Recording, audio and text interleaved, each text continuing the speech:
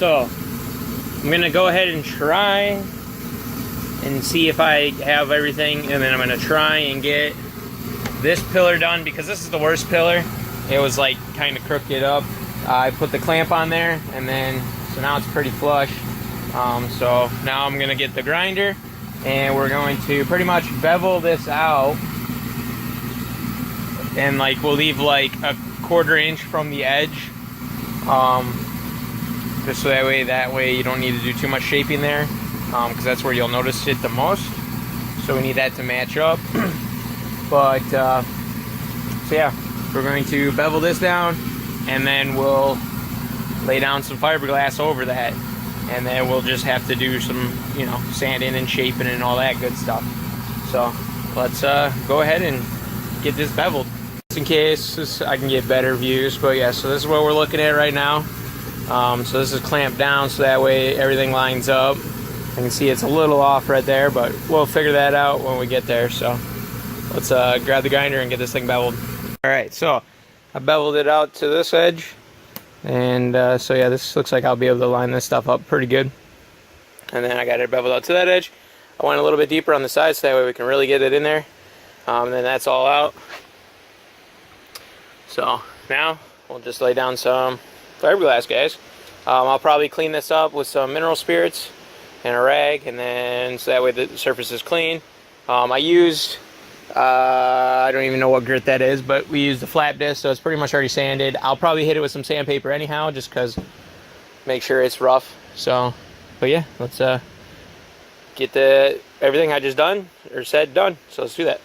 All right, so we got a layer on there, and then so pretty much once that's down, and once it's cured, then I'll probably sand her again and kind of see where we're at, and then put on another layer. So let's wait for this to cure. Okay, so I sanded it all back down. So we got pretty much like right here is our low spot, maybe a little bit there. Up here seems good. I don't know, you can kind of see it. Yeah, there you go. But yeah, so I'm gonna put down another layer of fiberglass, and then so we'll pretty much like where you see those dark spots, that's pretty much where we're gonna have to put a little bit more. So I'll put more in the middle, and then we'll resand after it cures. So, and I've been sanding with 80 grit, which is what you want to prep your anything like this that you're gonna do.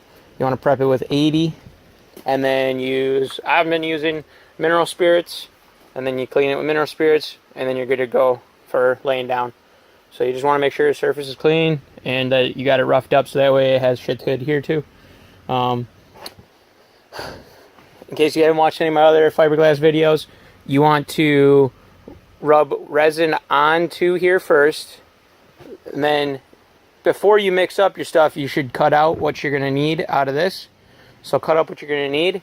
So you put down resin, then you lay down the piece on top of it, and then you dab it with the like your brush, and you just dab it. And doing that will, dabbing it, and don't ever brush, but dabbing it actually helps get out the air bubbles, so that way an air bubble doesn't form underneath, which is bad because it'll fuck everything up. So that's my quick seconds there on what to do. So let's keep going. All right, there it is. I got the layers on there. Should have gotten everything. Should be able to sand out everything. Kind of let it run down in the side here. I got a little bit on this side as well, and we should be able to just wipe it. So, but yeah, so this side will be done in no time. I need well, as is, I've been just kind of guesstimating. Usually I have measuring cups and I mix them up that way, but I've just been kind of guessing. But I think I'm out of hardener, so I gotta go pick up more hardener. Usually when you buy things like, so if you're gonna buy this, like buy the big boy and then buy extra things of hardener, because you go through, they don't give you enough hardener to do that whole thing. But yeah, this stuff will last forever, because this stuff's been sitting since last year and it works just fine. So, and I keep it outside, so it's in the hot and cold. But yeah, so there's that. And yeah, we'll just wait for this to cure now. If you're doing this stuff in colder weather, it'll take longer to cure. You could use like a heat gun like I was doing, and it'll expedite the process. Adding heat to it like helps it cure quicker. I don't know the science behind it, but I think the heat is what makes it do the hardening or whatever.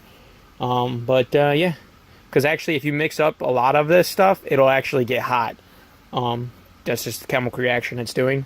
But yeah, so I'm gonna hit it with the heat gun and then I can get it sanded. So let's do that. There it is.